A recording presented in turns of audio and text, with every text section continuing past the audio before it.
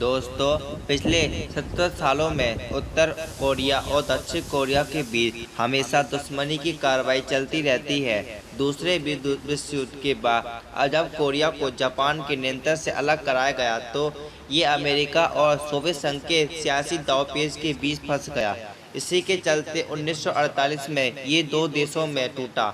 1950 में इन देशों के बीच भयंकर युद्ध हुआ, लेकिन उसके बाद भी कटुता खत्म होने का नाम नहीं ले रही थी।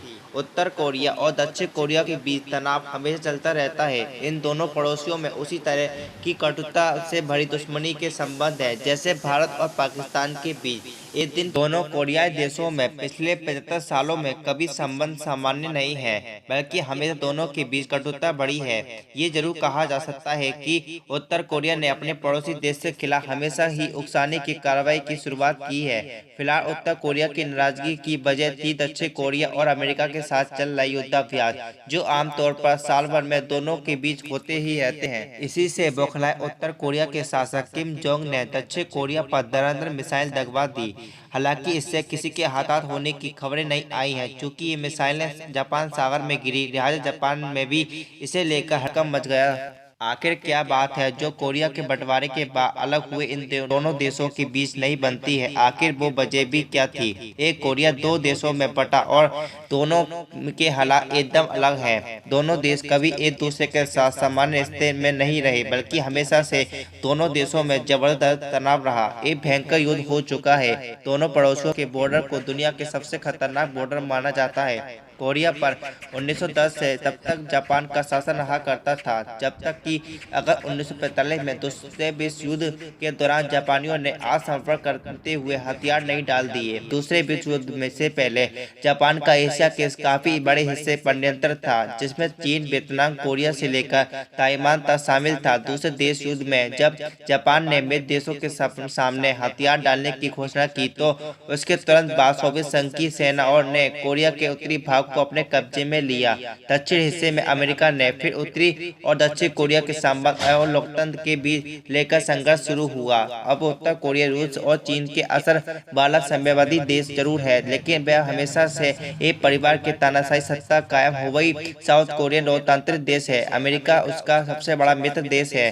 अमेरिका ने उसके विकास में बड़ी भूमिका निभाई है। फिलहाल आज की दक्षिण कोरिया काफी संपन्न राष्ट्र है, जबकि उत्तर कोरिया किम परिवार के शासन में दुनिया से अलग थलग ही होता गया। जब दूसरा विश्व युद्ध खत्म हुआ तो कोरिया के उत्तरी हिस्से में सोवियत फौजें जमा थी और वहां पर साम्यवाद जुड़े लोगों को हवा दे रही थी। सोवियत संघ के तत्कालीन शासक चाहते थे सोवियत सीमा से सटा कोरिया का ये इलाका उनके प्रभाव में रहे। इसको लेकर ये स्थिति हुई कि कोरिया में उत्तरी इलाके में सोवियत संघ की फौजें के साथ जमा रही। अमेरिका चाहता था कि पूरी कोरिया में चुनाव हो और सरकार गठन किया जाए। सोवियत संघ इसके पक्ष में नहीं था। अमेरिका ने संयुक्त राष्ट्र के जरिए कोरिया को एक राष्ट्र बनाने की पहल की तरह 1948 में चुनाव कराया। उत्तरी हिस्से में चुनाव में हिस्सा नहीं लिया।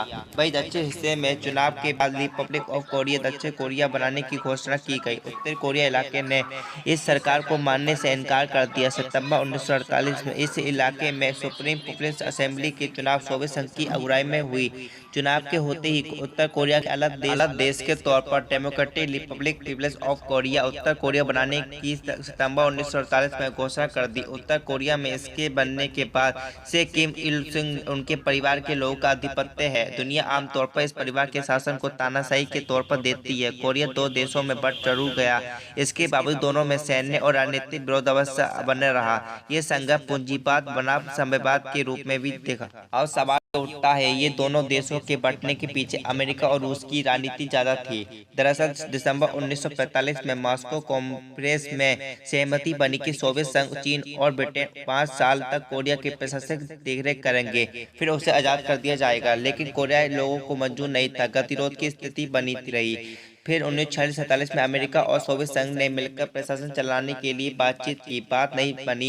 हालात ऐसे बने जो इलाका सोवियत संघ के प्रभाव और सेनाओं में असर में था, उस और दक्षिण कोरिया से कोई नहीं जा सकता था, और ऐसा ही उत्तर कोरिया से दक्षिण कोरिया और क्यों नहीं आ सकता था। इस सीमा को रेखा को 38 में समांतर रेखा का दर्जा दिया गया। मई 1946 में इसके आसपास जाने के लिए परमिट की व्यवस्था कर दी गई। हालात ऐसे हो गए थे कि न सोवियत संघ उत्तरी इलाके में पर अपने असर को कम करने को तैयार था और न ही अमेरिका दक्षिण हिस्से पर युद्ध छोड़ने को तैयार। अब दोनों देशों के चुनाव हो गए तो यही रेखा दोनों देशों की विभाजन रेखा मान ली गई। ये तो पक्का है कि शीत ऋतु युद्ध की राजनीति ने ही कोरिया का बंटवारा किया। ये उठता है दोनों देशों के बनने के बाद दोनों में युद्ध क्यों हुआ। क्योंकि दोनों देशों में एक दूसरे को लेकर गहरे मतभेद थे। साथ ही सोवियत संघ और अमेरिका सियासी चलने से बात नहीं आ रहे थे। लिहाजा दोनों कोरियाई हिस्सों में संबंध बहुत खराब हो गए। उत्तर कोरिया के किम इल सुंग को लगा कि वे युद्ध के जरिए उत्तर कोरिया पर भी कब्जा कर लेंगे। लिहाजा उन्होंने 25 जून 1950 को दक्षिण कोरिया पर आक्रमण कर दिया। युद्ध में उत्तर कोरिया को जीत की स्थिति में पहुंचा चुका था। तभी अमेरिका ने संयुक्त राष्ट्र सुरक्षा परिषद के प्रस्ताव पारित करवा लिया, जिसके बाद अमेरिका और उसकी सहयोगी 15 देशों की सेना दक्षिण कोरिया की मदद के लिए पहुंच गई। इससे लड़ाई का पासा ही पलट गया। अमेरिका के प्रत्यक्ष सैन्य हस्तक्षेप से उत्तर कोरिया पीछे हटना पड़ा। वो जीती बाजी हार गए। हालांकि उत्तर कोरिया का साथ रूसी और चीनी सेनाएं दे रही थी। 1953 में युद्ध खत्म हुआ। अब पुख्ता तौर पर उत्तर कोरिया और दक्षिण कोरिया दो अलग देश बट गया। सवाल दोनों देशों में इनका इतना अंतर क्यों है। विभाजन के वक्त दोनों तरफ काफी करीबी थी। दक्षिण कोरिया को बनाने में अमेरिका ने जमकर मदद की। हालांकि बीच में ऐसा लगा कि साउथ कोरिया में भी तानाशाही काबिज हो गई है। जब जनरल पाक चो-ई ने एक सैन्य तख्तापलट के तहत दक्षिण कोरिया की सत्ता पर कब्जा किया। पाक ने तख्तापलट जरूर किया लेकिन लंबे समय तक शासन नहीं कर पाया। 1969 में उनकी हत्या हो गई। दक्षिण कोरिया ने अमेरिका देशों की मदद से औद्योगिकरण में खूब बढ़ावा मिला। अब वह दुनिया के संपन्न देशों में गिना जाता है। उसके कई ब्रांड्स ग्लोबल बड़े ब्रांड के तौर पर गिने जाते हैं। दूसरी ओर उत्तर कोरिया नेता किम इल सुंग ने तानाशाही की रास्ता चुना। इस कोरिया में ज्यादा तरक्की नहीं हुई। अब भी गरीबी ज्यादा है। कहने को यहाँ चुनाव होते हैं लेकिन उनका मकसद हर बार किम के परिवार को सत्ता बरकरार रखना है। सवाल दोनों देशों में लगातार तनाव क्यों रहता है। 1953 में दोनों कोरियाई देशों के बीच युद्ध खत्म जरूर हो गया था लेकिन उत्तर कोरिया ये कभी नहीं भूला सका है कि युद्ध में क्या हुआ था। इसी के तहत वो लगातार दक्षिण कोरिया के खिलाफ उकसावे की कोशिश करता है। 1968 में उत्तर कोरिया ने दक्षिण कोरिया के राष्ट्रपति की हत्या की नाकाम कोशिश की थी। 1983 में बेमार में एक धमाके का मामला सामने आया जिसमें 17 दक्षिण कोरियाई नागरिक मारे गए थे। इस धमाके के तौर पर उत्तर कोरिया से जोड़े गए हैं। उत्तर कोरिया पर दक्षिण कोरिया के विमान पर बम बरसाने के आरोप लगे। सीमा पर अक्सर टकराव देखने को मिलता है। वैसे दोनों देशों की तकनीकी तौर पर 1953 में युद्ध खत्म होने के बाद शांति समझौते पर हस्ताक्षर नहीं किए गए। इस रूप से दोनों अब भी युद्ध स्थिति में हैं।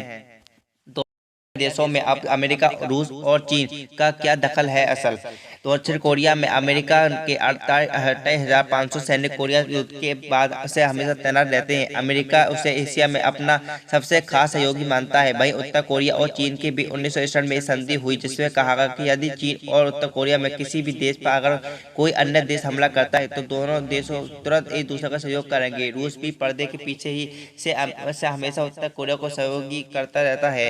ये भी कहा जाता है कि उत्तर कोरिया पर लगाए गए आर्थिक प्रतिबंधों में उसे रूस और चीन दोनों अहम मदद आपूर्ति के तौर पर मिलती है।